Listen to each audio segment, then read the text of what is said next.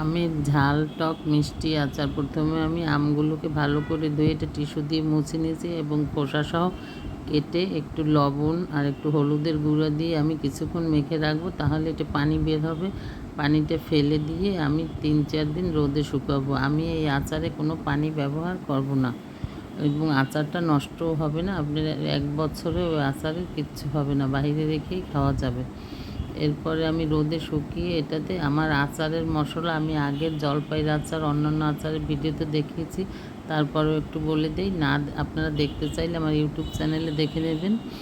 আমি হলুদের গুঁড়া, মরিচের গুঁড়া, ধনিয়ার গুঁড়া, জিরের গুঁড়া, আদা রসুন কুচি, তেজপাতা, লবণ, চিনি এবং 2 টুকরো দারুচিনি, 2টা এলাচি দিয়ে একটু সাথে জয়ত্রীর গুঁড়া, একটু জয়ফলের গুঁড়া এবং সরিষা বাটা এটা দিয়ে আমি ভালো করে এটাকে আঁশিয়ে নিলাম।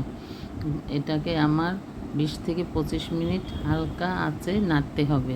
দেখেন আমার আমটা কিন্তু গলে গিয়েছে, আমি কিন্তু এতে কোনো পানি দিইনি।